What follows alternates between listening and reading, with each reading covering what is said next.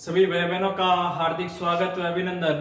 आज का हमारा वीडियो कक्षा अष्टमी के प्रश्नावली 7 से लिया गया है। तो प्रश्नावली 7 का नाम घन व घनमूल।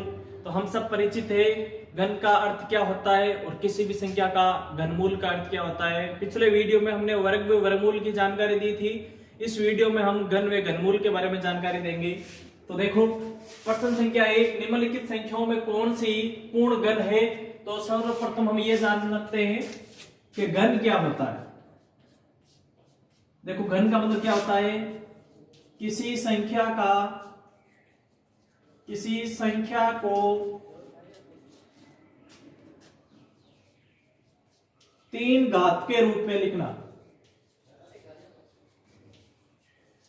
किसी संख्या को तीन घात के रूप में लिखना, ये उसी संख्या का घन होगा। जैसे मैं बोलूं 2 का घन, तो 2 का घन का अर्थ हुआ 2 की घात 3।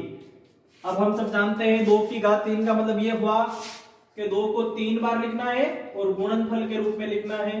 अब देखो 2 दूनी 4 और 4 दूनी 8, तो हमें 2 का घन कितना प्राप्त हो गया, 8। 2 का घन प्राप्त हो 8। इसी प्रकार 3 का घन, तो 3 का घन, तो 3 की घात भी कितनी आएगी, 3 आएगी। किसी भी संख्या का घन ज्ञात करना हो तो उस संख्या की घात 3 लगा देंगे। घात 3 लगाने का अर्थ हुआ उस संख्या को 3 बार गुणा के रूप में लिखेंगे। तो 3 की घात 3, तो इसका अर्थ क्या हुआ, 3 इंटू 3 इंटू 3, 3 3 9 9 3 27। तो 3 का घन हमें प्राप्त हो गया 27। तो ये बात की है हमने घन की। अब देखो इसके बाद में बात आती है घनमूल। तो घनमूल हो चाहे वर्गमूल हो, अभाज्य गुणनखंड विधि से ज्ञात करना बताया था। थोड़ी बहुत जानकारी आपको उसी वीडियो में मैंने बताई थी कि वर्गमूल में 2-2 के जोड़े या समूह बनाए जाते हैं और घनमूल में वही अभाज्य गुणनखंड के दौरान 3-3 के जोड़े बनाए जाएंगे। तो देखो कैसे, जैसे 64 का घनमूल क्या होगा, 64 का घनमूल ज्ञात कर रहे हैं। 64 का घनमूल ज्ञात करो। तो देखो सर्वप्रथम क्या करना है, 64 का अभाज्य गुणनखंड करेंगे। अभाज्य गुणनखंड में हमें अभाज्य संख्याओं का भाग देना होता है। तो देखो भाइयों 64 है, 64 में हम अभाज्य संख्या, सबसे छोटी अभाज्य संख्या 2 होती है। तो सर्वप्रथम हम ये देखने की, ये जानने की कोशिश करेंगे कि 64 में 2 का भाग जाता है नहीं जाता है। तो यहाँ पर देखिए 64 में इकाई का अंक 4 है। तो हम सब परिचित है कि जिस किसी भी अंक या संख्या का इकाई अंक 4 हो, कहने का मतलब ये हुआ 0 2 4 6 8 या सम संख्या हो, उसमें 2 का भाग पूरा का पूरा जाता है। तो 64 में 2 का भाग देंगे 32 बार। अब वापस देखिए 32 में 2 का भाग दिया 16 बार। वापस 16 में 2 का भाग दिया 8 बार। 8 में वापस 2 का भाग 4 बार। 4 में 2 का भाग 2 बार। 2 में 2 का भाग 1 बार। तो देखो 64 का अभाज्य गुणनखंड क्या हो गया, 2 इंटू 2 इंटू 2 इंटू 2 इंटू 2, ये इसका अभाज्य गुणनखंड हो गया। अब हमें घनमूल ज्ञात करना है। तो 64 का घनमूल ज्ञात करने हेतु 3-3 का समूह बनाएंगे। तो देखो ये 3 संख्याओं का समूह बन गया, ये 3 संख्याओं का समूह बन गया। तो क्या हुआ, 64 का घनमूल बराबर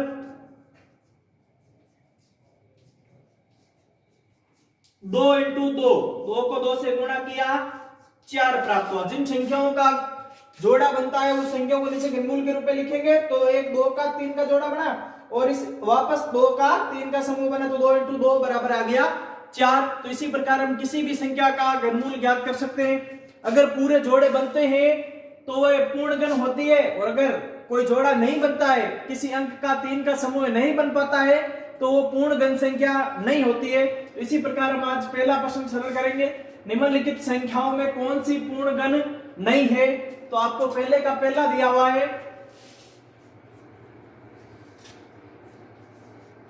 128। अब आपको यह पता करना है कि 128 पूर्ण घन संख्या है या नहीं है। तो हम यहां पर क्या करेंगे, 128 का अभाज्य गुणनखंड, पूर्ण घन की जांच हेतु सर्वप्रथम अभाज्य गुणनखंड करेंगे। अभाज्य गुणनखंड का अर्थ हुआ ऐसा गुणनखंड जो अभाज्य संख्याओं का हो। तो 128 का अभाज्य गुणनखंड करने पर अब आप देखो 128 का अभाज्य गुणनखंड कर रहे हैं तो सर्वप्रथम 2 का भाग दिया 64 बार, 2 का भाग दिया 32 बार, 2 का भाग दिया 16 बार, 2 का भाग दिया 8, 2 का भाग 4, 2, 2 का भाग 2, 1। अब आप देखो जोड़ा बन रहा है क्या, 128 का अभाज्य गुणनखंड कीजिए। तो 128 जो पूर्ण गण संख्या है या नहीं है, तो हम यहां पर लिख सकते हैं 128 बराबर 2 इंटू 2 इंटू 2 7, 2 है तो 3, 4, 5, 6 और ये 7, 2 गुणा के रूप में। अब देखो आप जोड़ा बना के देखो, ये 2 का जोड़ा बन रहा है, ये 2 का जोड़ा बन रहा है, लेकिन ये 2 शेष रह रहा है, इसका जोड़ा नहीं बन रहा है। तो हम यहां पर क्या लिख देंगे, 128 के अभाज्य गुणनखंड में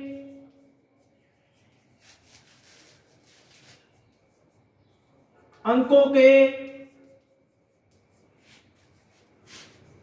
पूर्ण रूप से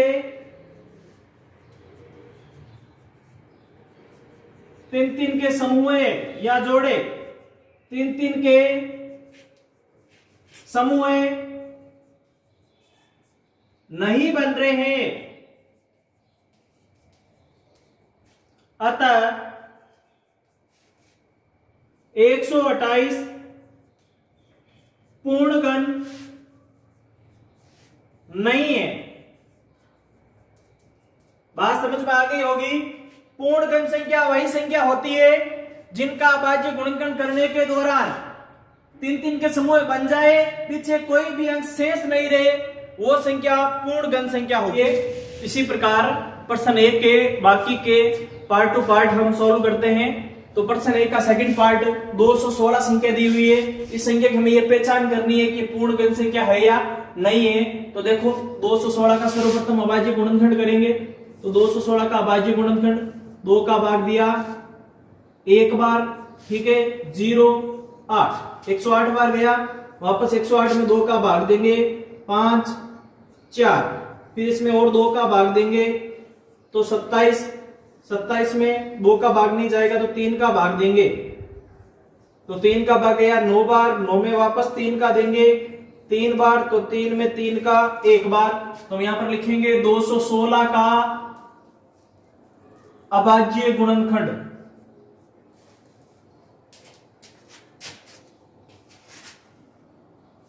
तो देखो 216 का अभाज्य गुणनखंड तो क्या हो गया, 216 बराबर यहां से गुणा के रूप में लिखना 2 into 2 into 2 into 3 into 3 into 3, तो 2 into 2 into 2 into 3 into 3 into 3। अब आप देखो 3-3 के जोड़े बन रहे हैं क्या, ये देखो 3 का जोड़ा, ये 3 का जोड़ा, पीछे कोई भी संख्या शेष नहीं रह रही है। तो हम क्या कर देंगे, 216 में पूर्ण रूप से 3-3 के समूह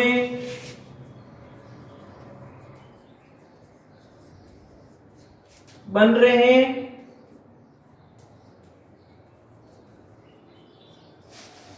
अतः 216 एक पूर्ण गण संख्या है।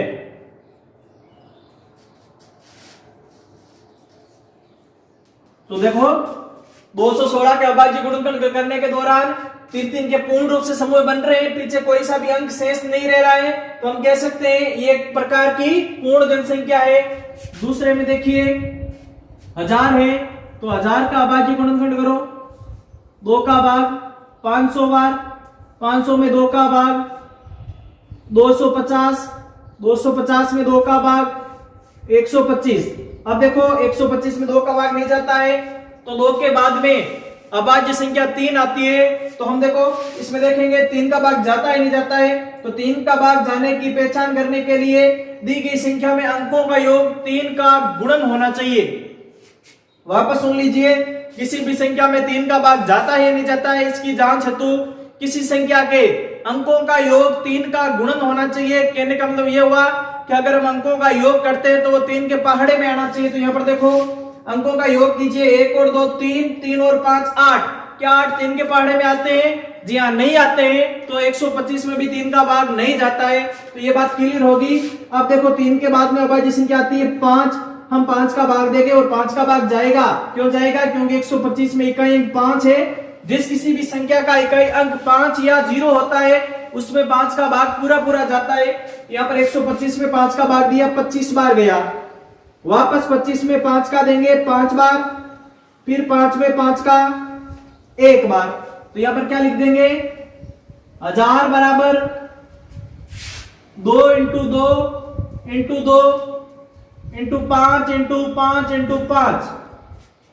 तो क्या हो गया? ये देखो जोड़ा बन रहा है, ये जोड़ा बन रहा है। तो 1000 क्या है? वही सेम भाषा लिख के 1000 एक पूर्ण गण संख्या है।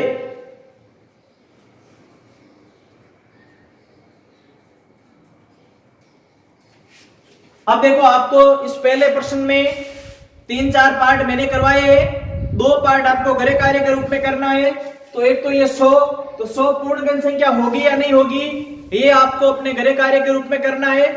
और एक मैं आपको दे देता हूं मन से 243, आपको देखना है 243 क्या एक पूर्ण गण संख्या है या नहीं है, ये चीज आप करके बताओ। धन्यवाद।